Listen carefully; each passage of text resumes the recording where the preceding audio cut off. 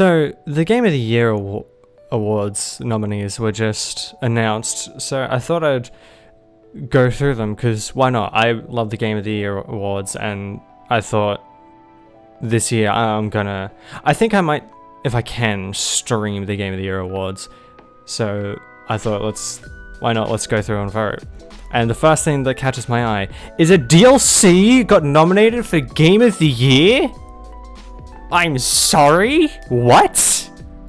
I didn't know that could happen.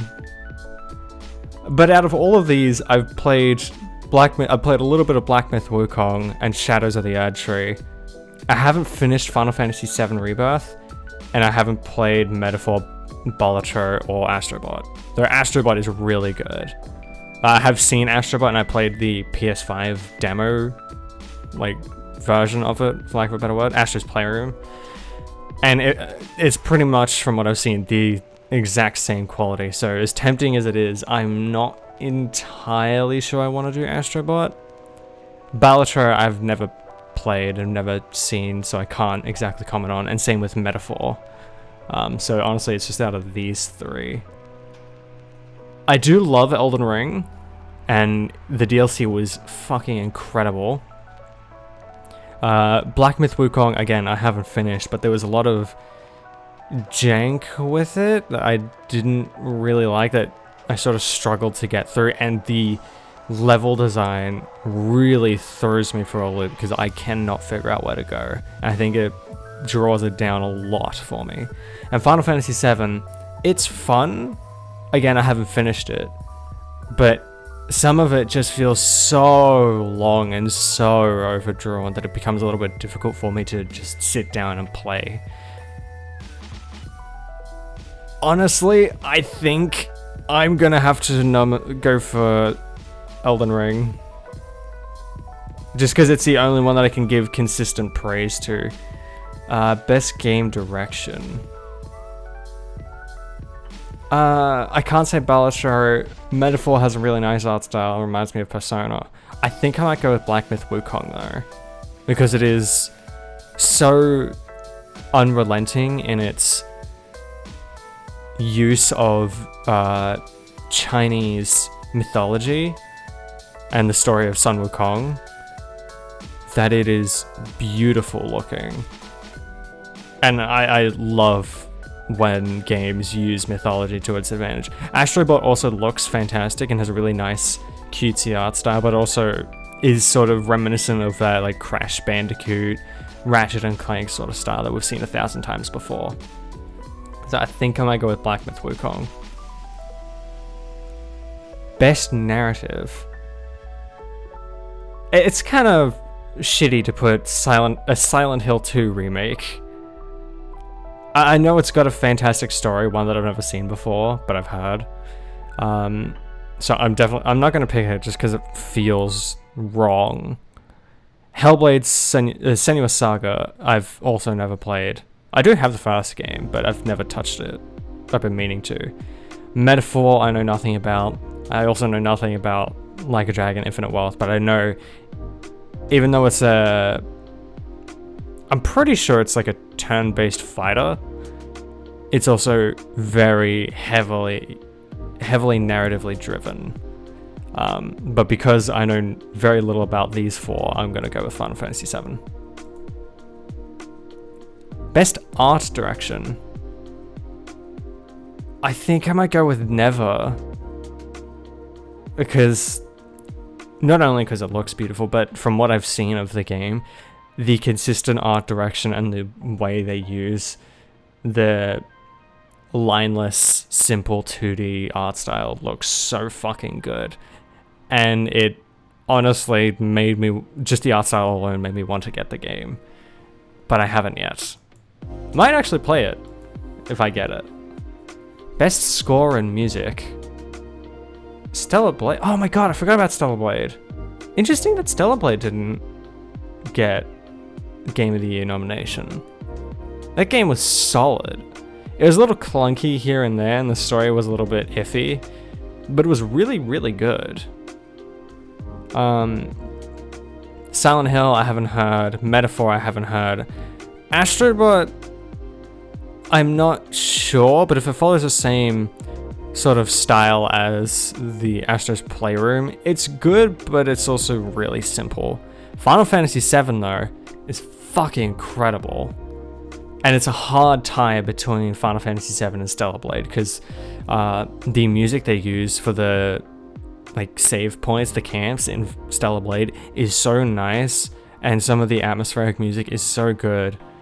I love it so much, but Final Fantasy VII probably has the better overall music that was made specifically for it, especially when it comes to its narrative segments like Sephiroth's theme and the battle theme and all the other stuff. I can't think of stuff at the moment.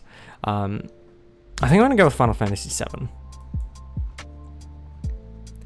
Best audio design. Ah, shit. I think I might go with Astrobot, again, if it follows the same... It seems to follow very similarly to Astro's Playroom, which sounded so fucking crisp and so nice. Black Ops 6, it sort of feels and sounds pretty much identically to Cold War from what I've played. It's not incredibly outstanding. Final Fantasy VII sounds really good, but it's just sort of... It's nothing I haven't heard before, especially with Final Fantasy 16.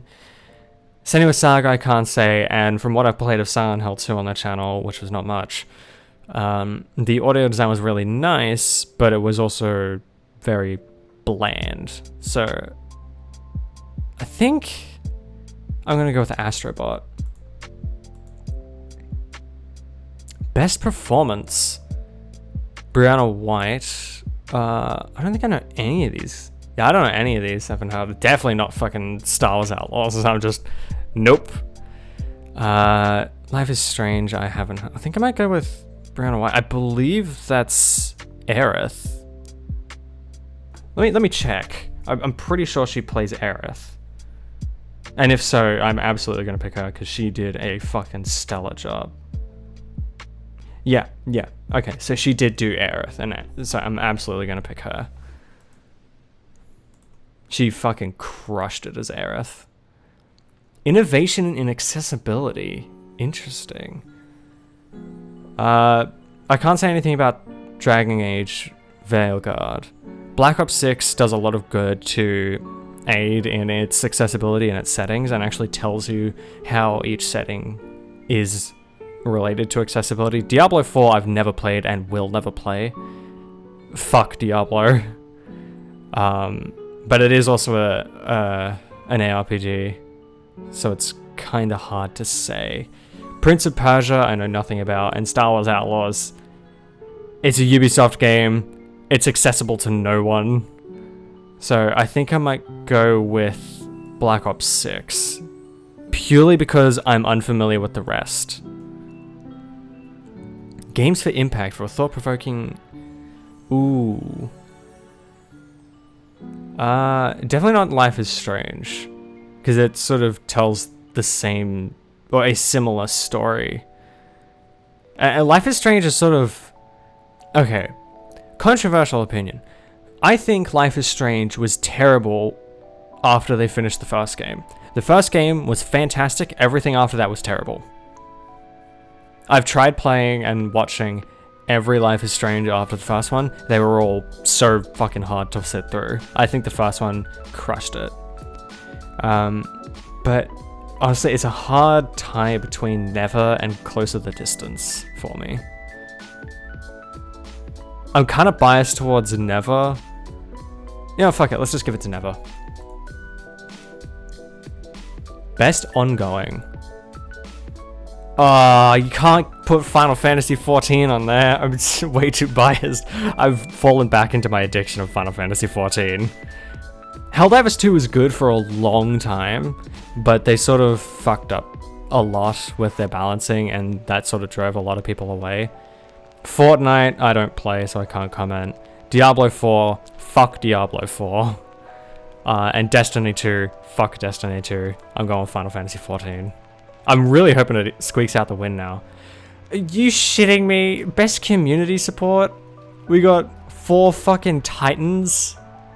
So Baldur's Gate 3, while they're incredibly conscientious about the people that play the game and are super kind to those who support the game, they sort of, as of lately, have stopped updating the game and sort of stopped working on it. So it's kind of hard to give them best community support when they're no longer supporting the game anymore, if that makes sense. They're still doing a lot on like social media and in like Steam's community page, but there's not much going on. Final Fantasy XIV, again, has been doing so much for their players. I'm also incredibly biased because they have such a good player model when you first get the game. So for those who don't know, in Final Fantasy XIV, when you get it, you can get a free trial version if you go through Square Enix's website, where you get 70 levels for free out of 100 as of the Dawn Trail expansion release. So you get 70 levels for free and up to Stormblood expansion, which is the base game and 2 expansions. That's a lot of fucking content, which I highly respect that they give away that much, and they don't even force you to pay. They're basically just, yeah, you've reached your limit. You can extend that if you want to get everything else, continue seeing the story, or you can continue playing for free. You just miss out on a few features that I think are kind of dumb, like capping 300k, which is kind of dumb. Again, Fortnite, I know nothing about. Helldivers 2 has always been really good with their community, talking to them and just like bouncing off the community for feedback in patches and story. But because, again, with the patches they have done, they've ignored a lot of player problems and just sort of nerfed weapons that people enjoyed for no reason instead of buffing other things, and that sort of drove a lot of people away from the game, as well as the consistency of there's not much to do, you do the same thing for a long time, and it just gets boring after a while. No Man's Sky, they've been up here for a while, but it's for very good reason. They've been doing a lot of good work on making a game they made so many promises for, and fucking failed to deliver on release. But they've done what they promised and more. And the fact they're still working on it and still showing that devotion to the community is so incredible. But purely because I've seen them here before, I think I'm gonna give it again to Final Fantasy XIV. Purely because they're continuing to give player support and listen to player feedback. Best indie game? Oh, come on. Can't do this to me. I know only Never and Balatro. I don't know Balatro, but it's the only one I've heard, so I think I'm just going to go with Balatro, because I don't want to give so many back-to-back. Best debut indie. I'm going to go with Pacific Drive, because 1, it's the only one that I've played, and 2, the art style mixed with the story and the way the game plays. I've only played 45 minutes of a pre-recorded episode that I made a while ago, back when I still had my old keyboard. Which is before Signalis, but it was very nice and incredibly intriguing. Immediately caught my eye, and I need to play more of it. I'm not sure if I'm going to go back and re-record that episode, or if I'm just going to ignore it and just play it on my own. I don't know. Tell me what you guys think. Best mobile game. Well, I don't play mobile games, and I hear a lot about these two, Wuthering Waves and Zenless Zone Zero, but again, I know nothing about them other than the anime hype. That Genshin crowd has been collected for those games. Pokemon TCG, I've never played either. AFK Journey I've heard a lot about, but it kind of rubbed me the wrong way. I think I'll give it to Balatro again. Best VR AR. Well, I don't have VR or AR, so I'm just gonna go with Metal Hellsinger, because that game is fucking awesome. I love that game. Best action game. Oh, come on. I love Black Myth Wukong, I love Stellar Blade, and I've started playing 40k, but I haven't finished it. You know what? Because I've only played 2 of these games to completion, one of which you technically can't even complete. I'm gonna give it to Stellar Blade because I genuinely really enjoyed Stellar Blade. Best action adventure. Oh, I didn't know there was a Zelda game this year. Oh shit, I'll have to play that. I think I might go with Silent Hill 2 because I don't feel like Astrobot is an action adventure. I guess it yeah. I'm gonna give it to Astrobot. It technically is an action adventure. Best RPG. I'm way too biased for this. I'm going with Elden Ring. Best fighting game. I was hoping for Guilty Gear Strive. I don't play fighting games very much. Again, I've only played Guilty Gear. I've heard so much about Dragon Ball Sparking Zero. Never played it. I've never watched Dragon Ball, so it's not really my cup of tea. Grand Blue Fantasy, I've heard a lot about, but have never looked at. Marvel vs. Capcom, though, is a titan, and so is Tekken. Multiverses kind of fell off because they just stopped supporting it and kind of ruined the game for itself. I think I might go with Marvel vs. Capcom. Best family. Because I know none of these, I'm going to give it to Astrobot again. Okay, we've only got 9 left. Best sim strategy. I know none of these, so I'm just going to give it to Frostpunk 2. I also don't play these, so I wish I could just skip, but I can't. Fuck it, F1 24. Best multiplayer, okay. So I've never played I haven't played 40k multiplayer. I played it solo. I don't play Tekken, and I don't know what Super Mario Jamboree. Oh, it's Super Mario Party Jamboree. Never mind. It's kind of shitty to give Mario Party another Mario Party best multiplayer because they've been making Mario parties for so long. I don't really like that idea. Also, they did a really bad job cropping this. It is, like, every single one of their faces is half cut, well, except for Luigi. I'm gonna give it to Helldivers, because it was the one I enjoyed playing the most with other people. Best adaptation. Didn't Arcane come out in, like, 2020? Why is that here? This actually... Oh, it's not. It's made by Crystal Dynamics. I was about to say, Tomb Raider kind of reminds me of the Vox Machina animation on Amazon, but it is not. I think I might have to give it to Fallout because it's the only one that I've actually seen things from that was so highly regarded. Yeah, let's go with Fallout. Most anticipated game. Or it's a hard tie between... I mean, let's be real. We know what's going to win most anticipated game. It's Grand Theft Auto 6. Of course it's fucking going to win. But for me, it's a tie between Monster Hunter Wilds and Ghosts of Yotei. I think I might go with Ghosts of Yotei because I'm more interested in the story than I am for Monster Hunter Wild. Best Content Creator of the Year. I know none of these. Hey, we got another VTuber this year. Last year we got Iron Mouse. I'm familiar with Queso. I know nothing about Queso other than all the jokes that are made. I'm not sure. I'm just gonna close my eyes and typical gamer it is. I know none of those guys. Best esports game. I don't really care. I don't play esports or watch esports. I'm gonna go with CS2. Just fuck it, why not? Best athlete. I know nothing about these guys. Let's just go this guy. And best esports team. I know none of these guys. So this one, Team Liquid. There we go. So those are my picks for the Game of the Year awards. Let me know what you guys would have picked in the comments. I will put a link to the Game of the Year awards in the description, so you guys can go and fill this out for yourself if you want. We'll keep it. Oh, they don't have a date for it. Damn. Oh, there's 3 rounds of this.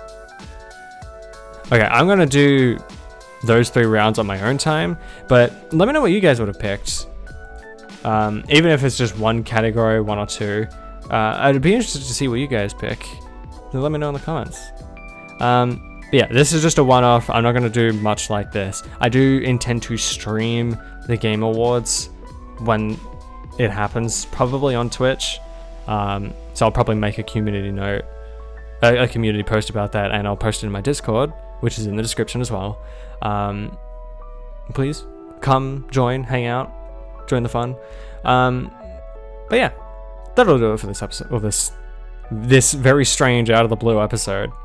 Yeah, I'll see you guys at the Game Awards. Bye bye.